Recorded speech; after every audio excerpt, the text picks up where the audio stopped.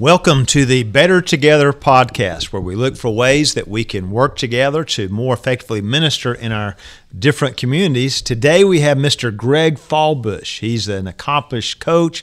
He's the athletic director at Welch College, where he also coaches the men's basketball team. He graduated from Welch College back in 1995, and he's ministered in various roles. I think he's even pastoring now, aren't you, at Cane Ridge Free Will Baptist Church. So it's just really good to have you here with us today.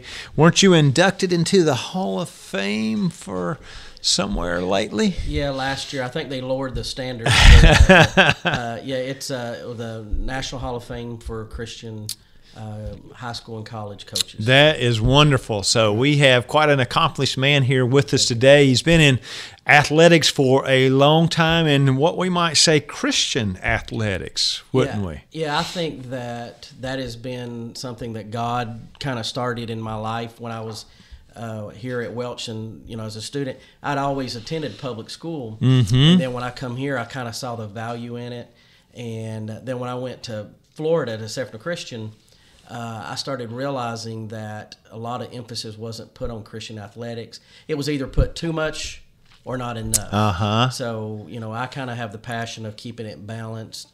And, I think that we have God-given talent given to young men and women, and that as Christians, we can cultivate an atmosphere that they can excel in that and still pursue the things that Christ wants. Sometimes society, primarily in churches, wants to tell young people, you can't love the Lord and excel in athletics too. You're going to have to give something up. And I don't think that's the case. I think you just have to keep everything balanced. I think you can do both. And so a lot of parents will be listening to our podcast, a lot of pastors as well. And basically, let's take it from the standpoint of a parent. I'm trying to help my young person grow in character, grow in the Lord, and maybe they like to play basketball or football or whatever the sport may be. Walk us through, what would my role as a parent be in trying to help them in developing their faith while they engage in athletics? Well, I think it goes back to what I just said a minute ago, maintaining that balance. As a pastor and a coach, I struggle with seeing parents not keeping that balance. I see. Shiloh Hackett at his church makes a statement a lot of times, what we do in just a little bit, our kids will do in excess. And a lot of times as parents, we kind of want to give our kids what we didn't have. Or I just had a conversation with a parent at the church that I pastor at. And his statement to me was that his parents did not allow him to participate in a lot of sports, so he wants to make sure that all of his students, his kids do. That. And he's kept a good balance. But I think a lot of time, especially with the rising cost of tuition, the keeping up with the Joneses, that parents are starting to sacrifice Christian integrity and biblical values for that. I saw it very heavily on the travel ball circuit. Parents allowing kids to miss church on Sunday. God blessed us in the high school level to where we were not only one of the best teams in the state, we were nationally recognized. And in the summer, we would go to all these tournaments and stuff, and you would play on Thursday, Friday, Saturday, and Sunday. And we would always tell them up front, we're not playing on Sundays. And so we would go play on Thursday, Friday, Saturday. Well, then the tournament was on Sunday, and we would just leave and come back, be at church and everything. And, I had parents that didn't understand it. And but I just felt it was important to show the kids we still can be competitive, but we're not going to sacrifice Sunday. So keeping the balance. I think the struggle in the balance now is I think you still can win the battle on the Sundays. It's the Wednesday night that I think is becoming more and more of a problematic. Well, let's talk about Sunday first, because that's, as pastors, I'm sure many pastors are listening, and they may struggle not to run off the road when they hear travel ball. Right. We don't like travel ball. And I have a son. I'll give you an example. He was a soccer player, and I think he was being groomed to be the goalie of the team, and a Christian coach, and they wanted to start playing on Sundays, and we just said we're not going to do that. And so it sounds like you guys did that even as a Christian school, and said, well, we might have won all the way up to the tournament to play Sunday, but we're not doing that.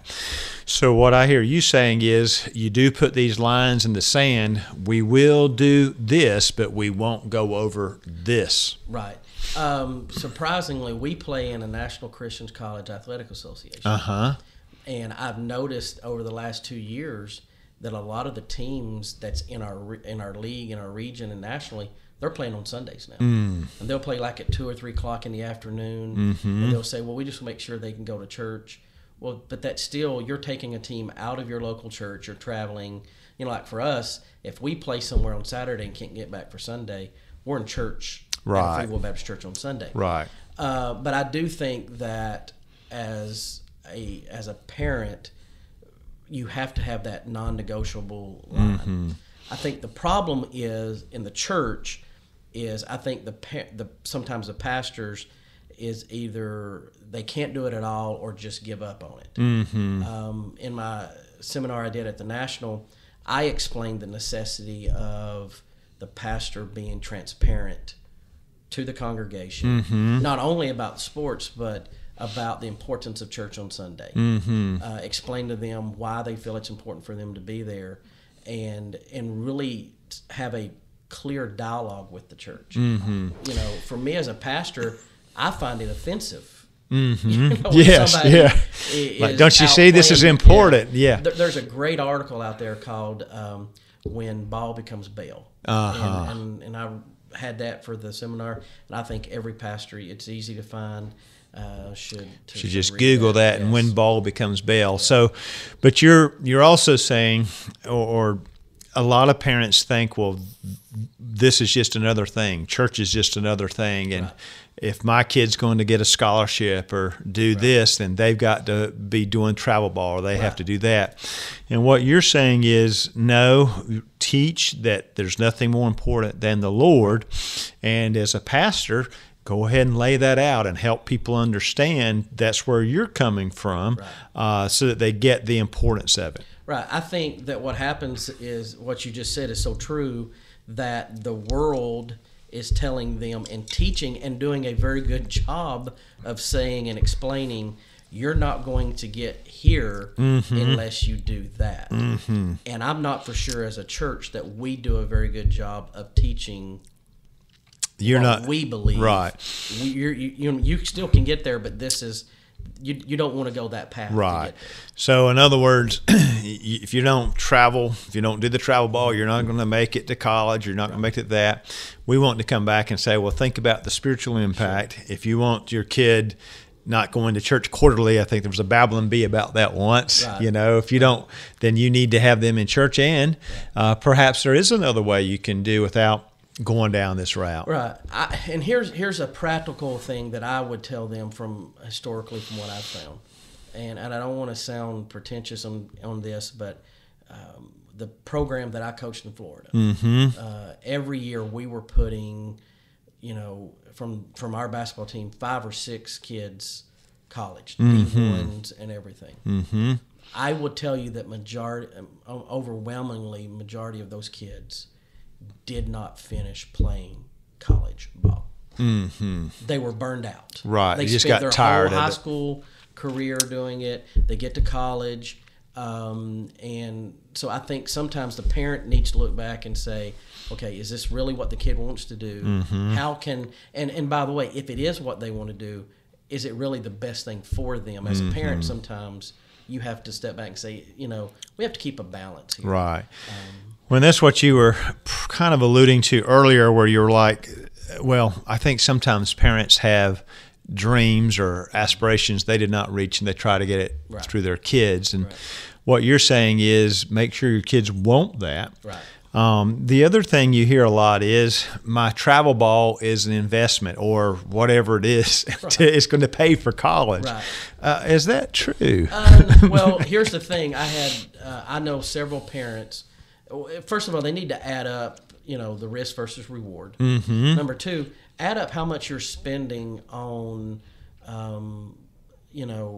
travel ball and right. stuff. The average family on youth sports spends an average of $130 a month. Mm-hmm. Okay, and then that's not counting the eating out, traveling, right, different things like that. So really, even if you got the scholarship, how much did you spend to get that? Right. But I will tell you that now that with the economic climate happening in colleges, that students can get just as much money now through the academic side mm-hmm. and everything. But even if you did get the full scholarship, sometimes you have to the risk versus reward. Mm-hmm. Is it worth all of that going to happen?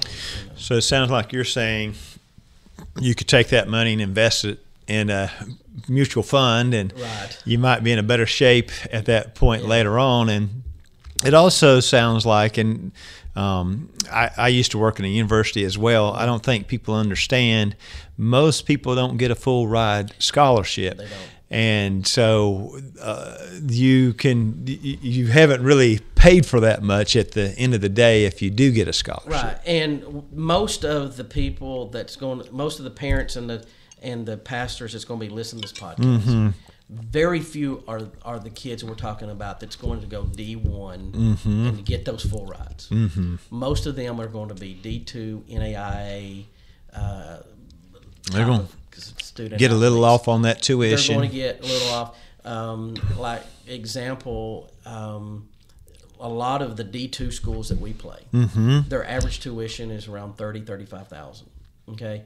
Well, if they're D2 or NIA, there's a cap of what they can give, mm-hmm. so they're down to they can get $8,000 to $10,000. Mm-hmm. So they're still having to come up with $20-something thousand. And majority of the NAIA schools students and NCAA students, their students are still graduating with loan debt. Mm-hmm. So, mm-hmm. So what was the point? Yeah, I have several kids on my basketball team that went to schools, got the scholarship, and has transferred here because it was cheaper to give up the athletic scholarship to come here and get the transfer the academic and everything, just because now we can give athletic scholarship, but we'd have to jump our tuition up for everybody to make it work. I just the new thing that's getting kids and parents now, especially on the basketball side, is that these schools are using athletics to drive their enrollment, mm-hmm. and like they're starting the JV basketball programs. They're calling them developmental teams, mm-hmm. and so they're getting these kids in there, and the average kid stays 1 year. And they realize, hey, they just took my money. Now I've got to transfer. Right. So I just think the parents need to do a very, very good job of educating themselves mm-hmm. on the overall system. Mm-hmm. But at the end of the day, is it worth going that route spiritually? Yeah. So that going back, the last thing you said, is it worth going that route spiritually? Mm-hmm. So we want to look at where do we want to end up? Where do we want our kid to end up? Yeah. And so at the end of the day, we want them to end up following the Lord. So we've talked about some of the negative mm-hmm. impact of putting too much emphasis on athletics. How can one use athletics to enhance their faith and so forth in the Lord? Well, again, I think you go back to what I said earlier in the fact that God has given these kids athletic ability. Mm-hmm. A lot of times we look at what happened in the garden and we don't really focus on what God intended it to be. Mm-hmm. We look at what happened. Mm-hmm. And if you look at what God intended to be, if God gave you the athletic ability, then you should be able to use it. Mm-hmm. The benefits of athletics, obviously, the very common thing is the discipline. You learn the discipline. But one thing that I always point out, and a lot of people gets offended when I say this, mm-hmm. but usually in a conversation within 35 or 45 minutes, I can tell who played athletics and who didn't. There's a lot of times you can pick up on the teamwork, mm-hmm. the self-sacrifice, understanding, the big picture.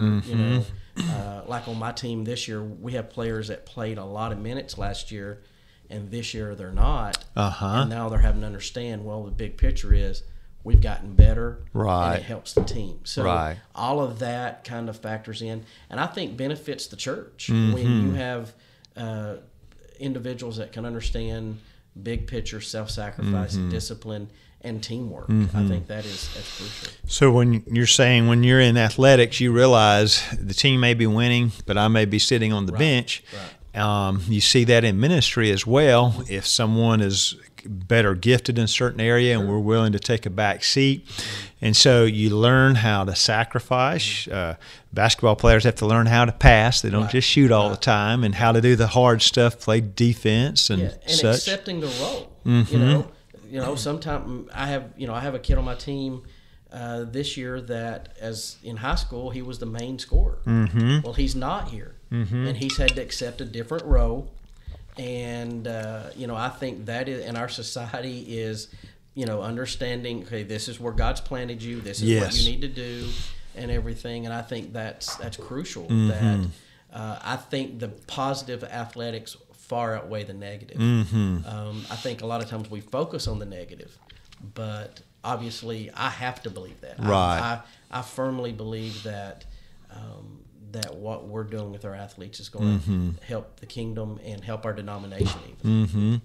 Well, and Paul sure did talk about athletics a fair amount, didn't he? So as you think about some of the principles there, he talks about life being like running a race, and kind of like the difficulties, the ups and the downs, focus on the prize. The endurance. Paul, very clearly talks about, how that he always used different analogies. He was big in racing and competitiveness that way, and just the endurance of finishing the race. One thing that, like, we teach our guys here is, the great thing about athletics is you have tomorrow. That you can get defeated today, but you got to get up tomorrow. And in from a spiritual sense, that's crucial. Because today I might be defeated today, but I've still got to go tomorrow. That church member depends on me getting up on Monday when Sunday was bad. When you're praying for someone to be healed and they pass away, well, the next church member depends on that. So that is something that I think is crucial in athletics, is teaching that failure is only temporary. You get to go do it again. It sounds like what you're saying is, let's put the fun back in athletics. So we're not just thinking of trying to get a scholarship or trying to get to this or that. Maybe it was in your day, it was more like this in my day, where it was just fun. And we learn teamwork, we learn how to deal with adversity. And if we do that, we've done pretty well. Now, I'm a parent out there, and I heard the first part, and I'm like, okay, well, I'm not going to focus on just making sure my kid gets a scholarship, and I don't know about this travel ball business, especially if it's going to cost all this much money, or it's going to end up keeping them away from church. What's kind of a healthy approach for our parents today?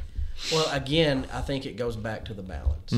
Number one, I think that parents have to do a better job of picking the organizations that their kids are involved in. If you're using athletics to build the discipline, the self-sacrifice, the endurance, everything that you want positive, you have to make sure that you are in like-minded with the people you're partnering with, because that's what you're doing. You're partnering with these organizations. So I think that's number one, is making sure you are partnering with the right people in this. Number two, I think this is important, that you as a parent understand your role as a parent. Back when I was coaching high school, I did a survey with all the athletes, and one of the questions was, do you want your parents discussing the ball game with you after the ball game? Overwhelmingly, it was no. They did not want anything to be discussed. And I gave those surveys to the parents, and said, listen, your kids, when the game is over on the car ride home, don't want to talk about it's on. Yeah, they don't want to talk about that. Yeah. So I think, number one, partnering with the right people. Number two, as a parent, keep it, as a parent, your job is to love them, support them. There might be a time you need to discuss, how things would, hey, I didn't like your behavior in this time, but maybe right after the game is not the right time. It's not the time. And, also allowing your kids to learn through it, not fighting every battle for them, allowing them to learn the lessons and everything. That's good. It's good advice. And so partner with an organization where they're going to get mentored. They're going to learn the right lessons. Think about your own role. In other words, not junior coach. Right. Often give them space, let them fail, and then be willing to let them learn. Well, hey, thanks, Coach. We appreciate you stopping by and being with us today, and we appreciate your ministry in the past and then what you're doing today as well.